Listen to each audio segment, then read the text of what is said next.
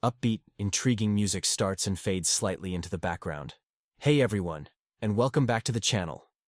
We often see world leaders as these serious, stoic figures in suits, making monumental decisions.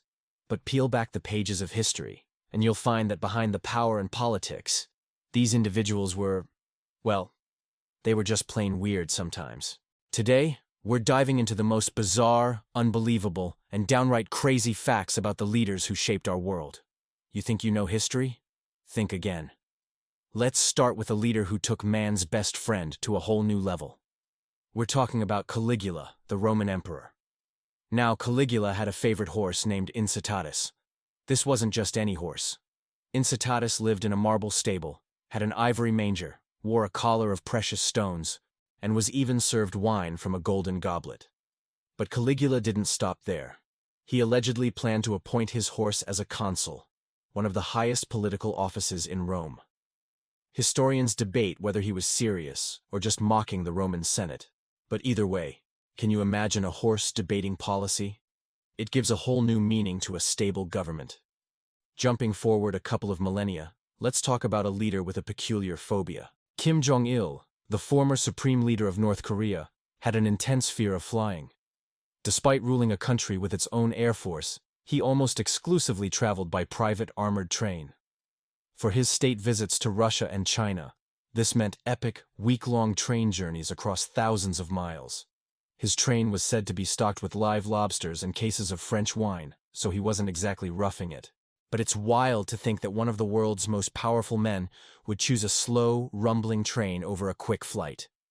All because he couldn't shake his fear of being in the air. Now let's get presidential. We all know Abraham Lincoln as Honest Abe, the man who led America through the Civil War. But did you know he was also a wrestling champion? Before he was delivering the Gettysburg Address, young Abe was delivering body slams. Standing at a towering 6'4", he was a formidable opponent. Out of about 300 matches, he's said to have lost only one. He was even inducted into the National Wrestling Hall of Fame. It's a fantastic image. A future president, known for his intellect and integrity, also being able to completely dominate in a physical brawl. Speaking of tough presidents, let's talk about Andrew Jackson. Nicknamed Old Hickory, Jackson was involved in so many duels that some historians have lost count, estimating it could be over 100. Most were just standoffs, but he was shot in several. In one famous duel in 1806, he let his opponent shoot him first. The bullet lodged near his heart, where it stayed for the rest of his life. Despite the serious wound, Jackson calmly took aim and fatally shot his opponent. He lived with constant pain from that bullet for nearly 40 years. That's a level of grit and, frankly, insanity that you just don't see in politics today. Let's travel to France, to the court of the Sun King, Louis XIV. He ruled for 72 years, one of the longest reigns in European history.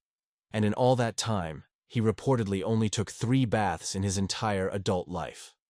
Personal hygiene in the 17th century was, let's say, different. Perfume was used to mask body odor, not soap and water. Louis XIV was so doused in fragrance that it was said you could smell him coming from the other side of a room. His doctors advised against bathing, believing it opened the pores to disease. So, while he was building the magnificent Palace of Versailles, he was also cultivating a personal atmosphere. Back in the ancient world, let's discuss another Roman emperor, Elagabalus. He makes Caligula look almost normal. Elagabalus became emperor as a teenager, and his reign was a 4-year whirlwind of chaos. He once held a banquet where he released so many rose petals from the ceiling that some of his guests actually suffocated under them. He was also known for his elaborate practical jokes, like serving his guests wax replicas of food or unleashing tame lions and leopards into the dining hall just to watch them panic. It was less of a political reign and more of a non-stop dangerous party. Now for a story that's more heartwarming, but still pretty strange. Lyndon B. Johnson, the 36th U.S. president, was obsessed with a specific brand of soda called Fresca. He had a button installed on the desk in the Oval Office, right next to the button that could launch a nuclear strike, that would summon a staffer to bring him a Fresca. He drank it constantly. But it gets weirder. LBJ was also famous for owning an amphibious car, a German-made vehicle that could drive straight into a lake and float like a boat. He loved scaring unsuspecting visitors at his Texas ranch by pretending the brakes had failed as he drove them straight into the Pedernales River. Imagine the panic, followed by the sheer confusion of floating in a car with the President of the United States. Let's move east, to the first emperor of a unified China, Qin Shi Huang. He was obsessed with immortality and spent a fortune searching for an elixir of life. His alchemists and doctors were sent on quests to find mythical lands where immortals lived. Ironically, the elixirs they gave him often contained mercury, which they believed could extend life. So, the very thing he thought would make him live forever was actually slowly poisoning him. His desperation for eternal life is why he built the famous Terracotta Army. Thousands of life-sized clay soldiers to protect him in the afterlife. A backup plan in case the whole living forever thing didn't pan out. Let's wrap up with one more American president, Theodore Roosevelt. The man was a force of nature. He was a conservationist, a Nobel Peace Prize winner, and an all-around adventurer. In 1912, while campaigning for a third term, he was shot in the chest by an assassin just before giving a speech. The bullet was slowed down by a thick 50-page speech, and his glasses case tucked in his jacket pocket. Did he go to the hospital? No.